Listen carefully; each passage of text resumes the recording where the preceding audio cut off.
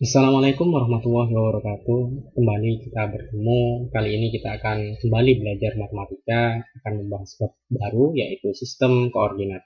Setelah kemarin kita sudah belajar tentang pola bilangan dan deret bilangan, kemudian kita juga sudah belajar tentang pola bilangan macam-macam ya, ada pola bilangan segitiga hingga Fibonacci, kemudian ada deret bilangan aritmatika, kemudian ada deret bilangan geometri, bagaimana untuk menentukan suku ke n dan deret barisan tersebut.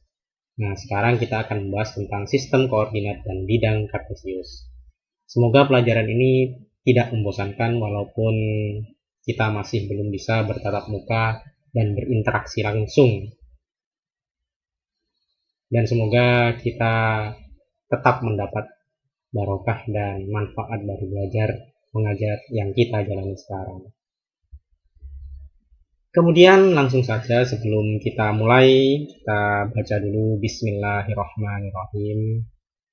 Kemudian selanjutnya sistem koordinat. Jadi sistem koordinat dalam matematika termasuk di dalam bidang geometri. Kemudian sistem koordinat dapat diartikan sebagai sistem yang menggunakan satu atau lebih bilangan untuk menentukan posisi atau letak. Jadi biasanya sistem koordinat ini digunakan di dalam peta untuk menentukan posisi suatu tempat. Kemudian penggunaan sistem koordinat. Nah, kalau umpamanya kamu sudah belajar IPS, jadi sejak SD juga sudah diajarkan bagaimana batas-batas wilayah Indonesia termasuk garis lintang, garis bujurnya berapa derajat, itu sudah diajarkan. Jadi itu termasuk dalam sistem koordinat dalam matematika. Walaupun sebenarnya kan di bumi kan tidak ada angka-angka kayak berapa derajat. Ini sudah ditetapkan, sudah disepakati bahwa dari 0 derajat itu berapa hingga berapa, sehingga batas-batas wilayah suatu negara bisa ditetapkan. Kemudian ini ada bidang kartesius ya. Jadi bidang kartesius itu digambarkan dengan garis X dan Y. Garis X ini yang horizontal dan garis Y ini yang ke atas atau vertikal. Kemudian ada angka-angkanya. Nah, di sini di tengah-tengah ini 0. Kemudian ada 1, 2, 3, 4, 5. Ke kiri yaitu bilangan bulat negatif, yaitu min 1, min 2, min 3, min 4, dan min 5. Ke atas positif dan ke bawah negatif. Kemudian ada ruang-ruangnya. Ruang-ruang yang pertama ini kuadran 1. Kuadran 1 ketika X-nya positif dan Y-nya positif. Kuadran 2 ketika X-nya negatif, Y-nya positif. Kuadran 3 ketika X dan Y-nya sama-sama negatif. Dan kuadran 4 yaitu X-nya positif dan Y-nya negatif. Kemudian bidang kartesius yang tadi kita jelaskan. Jadi bidang kartesius itu adalah bidang yang menggunakan dua bilangan, yaitu bilangan X dan Y. Biasanya dalam sistem geometri, dua dimensi dapat digambarkan dalam suatu bidang kartesius. Jadi geometri dua dimensi, contohnya peta itu. Kemudian garis horizontal dinyatakan dengan garis X atau disebut dengan sumbu aksis. Kemudian ada garis vertikal yang Y tadi disebut dengan ordinat. Pertemuan antara X dan Y untuk menentukan suatu posisi disebut dengan koordinat atau titik koordinat.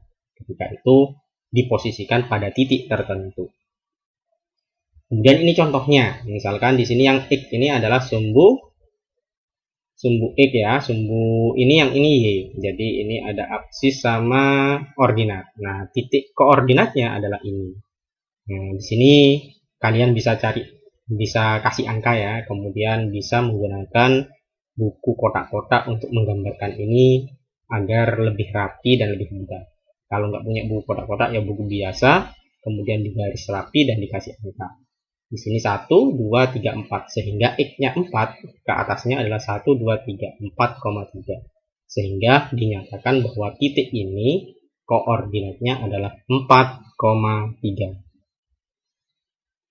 Kemudian menentukan posisi antar koordinat pada bidang kartesius. Jadi yang tadi kita sudah tahu bagaimana menentukan koordinat suatu titik.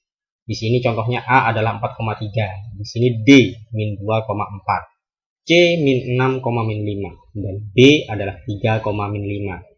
Kemudian bagaimana andai kita berada pada titik A, kemudian ingin menuju titik B. Kita juga bisa menggambarkan bahwa yang ke atas ini contohnya ke atas, ke bawah, ke kanan, ke kiri. Nah, kita sepakat kayak gitu. Atau bisa menggunakan arah mata angin, ke utara, ke selatan, kemudian ke timur dan ke barat. Jadi coba kita mencontohkan ini atau menyepakati ini dengan contoh atas, bawah, kanan, kiri ya. Jadi ke sini kanan, ke sini kiri, kemudian ke atas, ke bawah. Jadi untuk menuju B dari A adalah ke kiri 1 satuan. Kemudian ke bawah ya, ke bawah ini yaitu 8 satuan. Jadi untuk menuju B kita harus melangkah 1 satuan ke kiri dan 8 satuan ke bawah. Nah, silahkan kalian ini nanti dihitung atau ditentukan langkahnya. Misalkan A menuju B, kemudian A menuju C, atau kompleks A dulu menuju B, B menuju C, dan seterusnya. Jadi kalian biasanya bisa bermain harta karun ya. Jadi misalkan A, seseorang mencari harta karun di titik koordinat berapa, misalkan berapa langkah ke kanan, berapa langkah ke kiri sehingga ketemu harta karun. Bisa dicontohkan seperti itu. Nah, untuk contoh soal yang seperti itu nanti bisa saya buatkan dan bisa saya sampaikan. Kemudian cukup ya untuk pertemuan hari ini.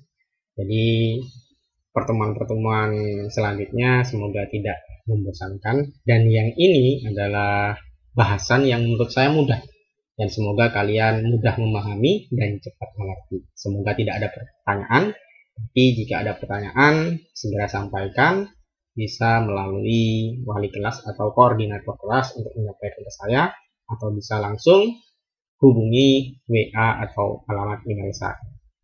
Terima kasih, tetap semangat belajar. Saya tutup. Wassalamualaikum warahmatullahi wabarakatuh.